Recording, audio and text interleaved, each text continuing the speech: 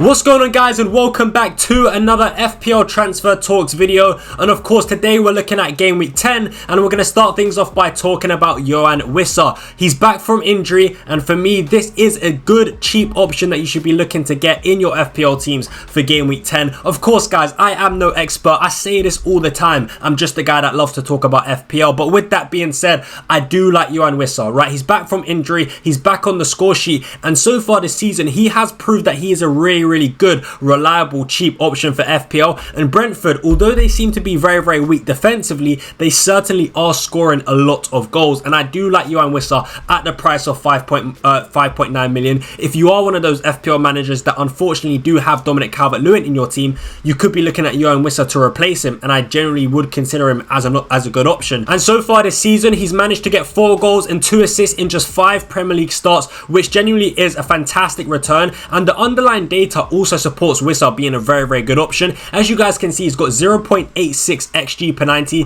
which genuinely is some strong solid data. So I do like Wissa as an option. And on the eye test as well, he definitely passes the eye test, because like I said, right, Brentford are a really good team going forward, right? Very poor defensively, but going forward they are a massive threat, right? They can certainly punish teams and they can certainly score a lot of goals. So I really do like Wissa as an option. And also, guys, the fixtures, right? The fixtures are definitely there for Brentford. Some really nice fixtures there. Fulham away from home in Game Week 10. Bournemouth at home in Game Week 11. Then Everton. Then Leicester. After Leicester is Villa away, which is pretty tough. But then it's Newcastle at home. And I think Newcastle at home is a very good fixture this season, because Newcastle away from home have been very poor. But also they just look like a poor and bad team in general, right? So I think that is a decent fixture on there for Brentford. So I do like Wissa as an option. And if you are one of those sort of unlucky people, right, that have had Dominic Calvert-Lewin in their teams and you're looking for a replacement, I do think Wissa could be that guy, because yeah, he's basically a differential as well. Only 3.8% ownership, and like I said, in a good team going forward, he's proven so far this season that he can be very reliable, and the upcoming fixtures are absolutely fantastic. So look, I do like Wissa a lot. I think he's a very good option. And one more thing I do want to point out on Wissa and on Brentford is that when you look at XG as well, right, XG is basically, of course, expected goals, and so far this season Brentford actually are amongst the top 5 teams for expected goals, which is really good. So again, another sort of data point to look at that does support Brentford being a really good team going forward. You know, only Man City, Tottenham, Chelsea, Liverpool so far based off expected goals have performed better than Brentford. So look, I really do like Wissa, and of course the biggest thing for me is the eye test. As much as I do talk about these expected goal stats and these expected goal stats for Brentford and Wissa, what I've seen live and based off highlights, Brentford going forward are really good. All right, so I really do like Wissa as an option, and I definitely would consider buying him for Game Week 10. So next up we do have Mohamed Salah, and in my opinion this is a player you should really be pushing to bring in your FPL teams for Game Week 10, because the next 3 games especially are absolutely fantastic, right? I do need to point that out first things first, right? So as you guys can see on your screens right now, next 3 games: Brighton at home, Villa at home, and Southampton away. I really do think you should be targeting Mohamed Salah, because he's got the guaranteed minutes, right? We know Mohamed Salah is going to play all of these games, no questions asked. He gets 90 minutes, he's on penalties as well, and these fixtures are just brilliant for an attacker, right? Brighton at home is a great fixture for Liverpool. I think the Brighton defense is very poor. Then it's Aston Villa at home, slightly tougher, but at least it is at home instead of away. And then it's Southampton away, which of course is a brilliant fixture. So I look at these games for the short term and I think they're absolutely fantastic. But even beyond that, even the Man City game at home, right? Man City at home is a game where Salah can get goals in. I'll be honest, because I just think the Man City defense, they always find a way to concede, right? They somehow always find a way to concede. And usually, typically speaking, when Liverpool play against Man City, there is a lot of goals in those games. So I wouldn't even be thinking that Salah couldn't score against the Man City. And then after that, it's Newcastle away. Of course, because it's away from home, it's slightly tougher, but Newcastle have been pretty poor defensively. And then Everton, then Fulham. I think the long-term fixtures you also get with Salah is absolutely brilliant. So that's why I really do like him. And that's the first thing I want to point out. And of course, guys, look, Mohamed Salah is Mohamed Salah. He is the FPL king. He is the FPL GOAT. And I think we all know this, right? This season so far, he is delivering. He is delivering once again and showing why he is one of the best FPL assets of all time, right? It's 6 goals and 5 assists in just 9 Premier League starts for Mohamed Salah. That is 11 goal contributions, right, in 9 games. Absolutely fantastic. And look, Mohamed Salah is doing the business this season. He's scoring goals, he's getting assists. Liverpool look absolutely fantastic, right, under Onslaught. There was always doubts about whether Onslaught could do the job, if he could be as good as Jurgen Klopp, but right now it does look like Liverpool are that team, right? Liverpool are really good defensively, but also going forward. So I love Salah as an option. I've got him in my team, and I really do think you should be considering, you should be pushing to bring Mo Salah in your team, even if it does mean, for example, selling the likes of Erling Haaland for these next 3 games. I genuinely would consider it. I would consider it. I really would. Obviously, it would be better if you could get someone like Salah in without selling Haaland. But if your only route to getting Mohamed Salah in is by selling Erling Haaland, then it definitely is something to consider, especially when you when you factor in sort of the extra money that you gain from sort of selling Haaland and bringing in Mohamed Salah, who is cheaper than Haaland, right? So I do think you really should, like I said, just be pushing to bring in Mohamed Salah, because with these fixtures, with knowing how good Mohamed Salah is, I think he is a really good option. And also, he's a strong captaincy option as well. Like, Brighton at home is a great captaincy option there for Mohamed Salah, and Southampton away is also a great captaincy option for Mohamed Salah. So yeah, there's a lot of positives there, man. I think we all know how good Mohamed Salah is, and I would be pushing to get this man in your team. All right, guys, so I quickly just wanted to give you my thoughts on Darwin Nunez. Now, as you guys know, Diogo Jota is currently out injured, but the one thing is we don't know the extent of the injury, right? Onslaught hasn't confirmed to us how long Jota will be out for. But with that being said, I will say this. Let's paint a scenario, right? Onslaught gives us confirmation before the Game Week 10 deadline that Jota is out injured and he will miss the next 3 Premier League games. That begs the question, does that mean Darwin Nunez is a good FPL asset to own for the next 3 games? And my answer to that is no. I would still be avoiding Darwin Nunez even if Diogo Jota is out injured, and I'll tell you why. Number one, he still is a rotation risk. He still is a minutes risk, and he's not guaranteed to start games even if Jota is out injured, and that's because there is Champions League games and Carabao Cup games to be played midweek alongside these Premier League games on the weekend, right? So with that being said, it does mean that Nunez is still susceptible to being rotated and to being benched in the Premier League games, because Gakpo can play as a number 9. So there could be a scenario where, you know, Diaz plays off the left, Gakpo as a number 9, and Mohamed Salah as on the right hand side, right? So that could happen. That is a possibility. So I wouldn't be sort of assured that Nunez does start week in, week out whilst Jota is out injured. Also, another thing is, I still think, you know, there are cheaper options, right, that have performed so far in the Premier League that you could go for. So I don't think it's worth spending 7.1 million on Darwin Nunez, because the cheaper strikers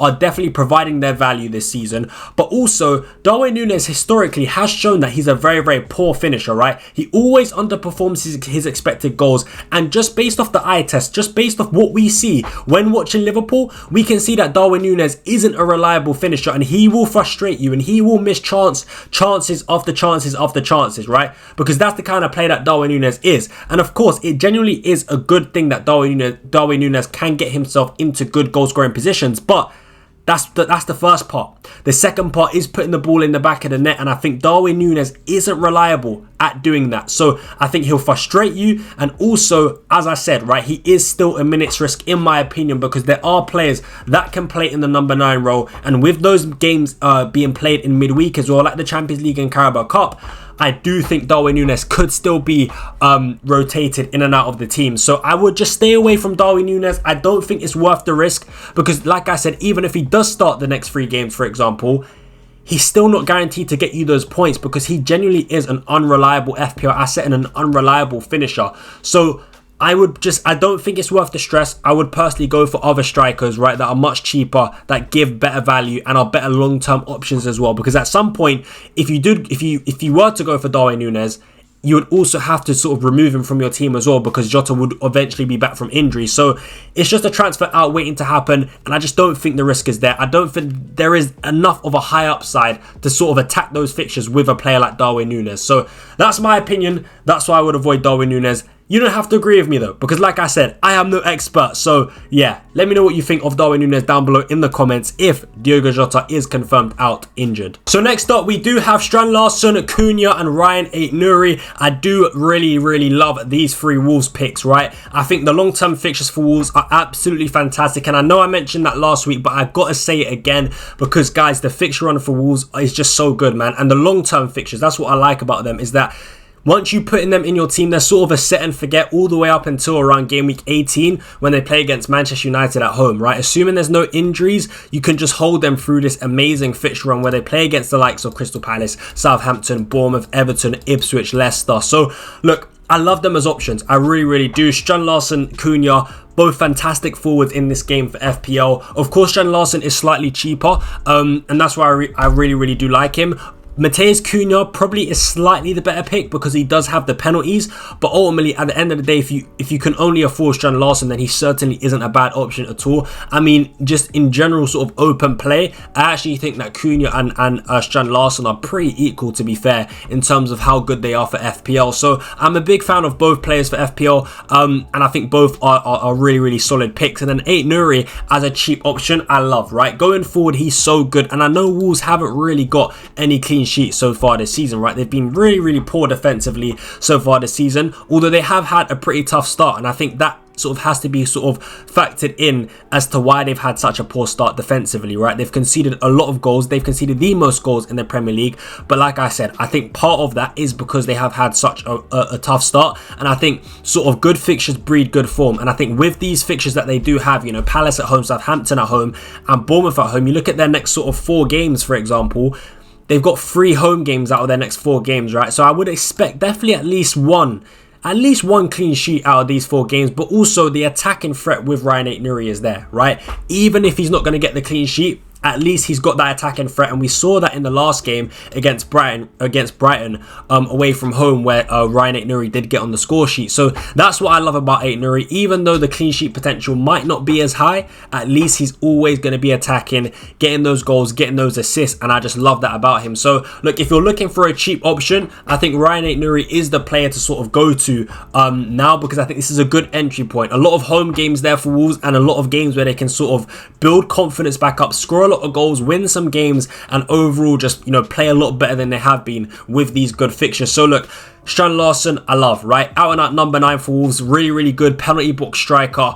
I think he can get goals. He's already got 3 goals so far in 9 Premier League games, and with the tough fixtures that Wolves have had, I think that's a pretty good return. And the same goes for Matheus Cunha, again, a really good option. He's Premier League proven. We've seen and we know what he can do in the Premier League. He gets 90 minutes. He's on penalties as well. Not only can he get you goals, but he's got that creative threat as well. So that's why I do like Matheus Cunha. And then of course, Ryan Aït-Nouri is fantastic. So look, for me, I really do like the Wolves assets, and I would definitely be looking at these players to buy for Game Week 10. And one more thing I want to point out is most of these players are massive differentials. I mean, you look at Strand Larsen, he's only got like 1.6% ownership, which is absolutely incredible, guys. Look, as you guys can see here, Strand Larsen, 1.6% ownership. So that's a huge differential. You look at Matheus Cunha, 3.3% ownership. Again, a huge differential with some amazing fixtures. And then you look at Ryan Aït-Nouri as well, who is again 6.2% owned, a massive differential. So look, I really do like the Wolves players, these 3 Wolves players in particular, and I would definitely be looking at buying them for Game Week 10. Alright guys, so if you are one of those unlucky, unfortunate people that have Dominic Calvert-Lewin in their FPL teams and you're looking for a replacement, these would be my options, right? I really do like Chris Wood, Raul Jimenez, Yohan Wissa, and Jurgen Strand Larsen, right? Those would probably be the options that I would be looking to go for to replace Dominic Calvert-Lewin. And I want to start off by going for Chris Wood, man. I think for me, Chris Wood, he is more of a short-term pick, right? He's been absolutely incredible this season. One of the most informed players in the Premier League, right? He's been doing fantastic under Nuno. He's scoring goals week after week after week after week, right? Chris Wood is the man right now. And I feel like if you are looking for more of a short-term pick, then Chris Wood is the one to go for, and possibly someone to consider, in my opinion, because West Ham at home, Newcastle at home, and Ipswich at home, 3 of the next 4 games are absolutely fantastic. Of course, he's got Arsenal away from home in the middle of that, but if you are in a position where you could sort of bench him for this game, that would be ideal. But still, nonetheless, I think the next 3 of the next 4 games are really, really good, right? So if you're looking for a short-term option, then Chris Wood is definitely someone to consider, because he is just the man in form right now. He's going to be feeling good about himself. He's going to be flying. He's going to be confident, and the fixtures are certainly there to sort of, you know, back Chris Wood being a pretty decent option, in my opinion, because I think West Ham so far under Lopetegui, they've shown how poor they are defensively. West Ham away from home, they're shocking, and just in general, a bad team in my opinion this season. Of course, the Arsenal game is going to be tough, but then Ipswich, right? We've seen how poor Ipswich are defensively, so again, there's goals in this game for Chris Wood. For me, I like Chris Wood as an option. I think he's going to be a really, really good player to own for the short term. So like I said, if you're looking for a cheaper alternative to Dominic Calvert-Lewin, then I do like Chris Wood as an option. Of course, he is a little bit more expensive than Dominic Calvert-Lewin. So if you cannot afford someone like Chris Wood, then I will be looking at, for example, a Raul Jimenez, right? I really, really do like Raul Jimenez. I think, again, the fixtures are there for Fulham, and Raul Jimenez just looks so sharp, man. He looks really, really good. In the last game, although he didn't get a goal against Everton, I really, really just think he had still a pretty good game, and he looked like Raul Jimenez, right, on the eye test. He looks like his old self. He really, really does look like his old self when he was playing for Wolves, right? Raul Jimenez back then was really, really good before his injury, and he was scoring goals consistently in the Premier League and sort of considered to be one of the better strikers in the league. And I feel like he is that player again. He looks so sharp. He looks so confident, so good. He moves so well. I just think on the eye, man, he looks like a really, really good number 9 right now. So I would be going for sort of Raul Jimenez again. He's a player to consider at 5.7 million. The fixtures are really, really good. You know, Brentford at home, then Crystal Palace away, then Wolves at home. After Wolves, he does have Tottenham away from home, which is pretty tough, but then it's Brighton at home. But then what I will say is with Raul Jimenez, right? I actually think he's a good long-term option if you're in a position where around game week 15 you can sort of rotate him in and out of the team. So if you're in a position where you've got sort of good squad depth, and then you can sort of bench him for Arsenal, bench him for Liverpool, and then start him for Southampton, then bench him for Chelsea, and then start him for like the next 5 games in a row with these fixtures against Bournemouth, Ipswich, West Ham and Leicester, then I actually think Raul Jimenez from game week 10 all the way up until about game week 22, it's a fantastic, good long-term option. If you can sort of just get through that rough patch from game week 13 to game week 16, then yeah, like I said, if you're in a position where you could bench him for the tough games and start him for the good ones, then I think Raul Jimenez long-term is really, really, really good. So look, I think he's a good option, and like I said, on the eye test, he just looks so good. He looks so good, man. He really, really does, and I think Raul Jimenez is well and truly back. So he is definitely someone that I would be considering to buy for game week 10. And also when you look at sort of what he's done already, right? We've seen what he's done already. 4 goals, 1 assist in 6 Premier League starts is absolutely fantastic, especially for a man of his price. And of course, I already did speak about Johan Wissa and Strand Larsen in this video, and they would also be top replacements for Dominic Calvert-Lewin in my opinion. I really, really do like both players. Both have really, really good fixtures. Both play for sort of good attacking teams, and I genuinely think both can get you goals. Of course, Wissa is definitely sort of more Premier League proven compared to Strand Larsen, but for me,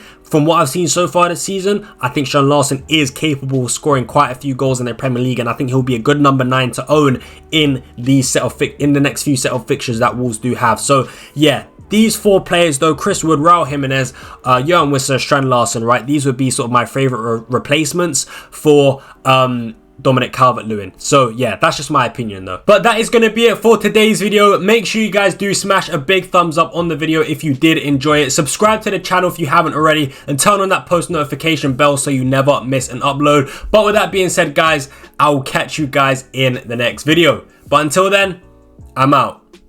Peace.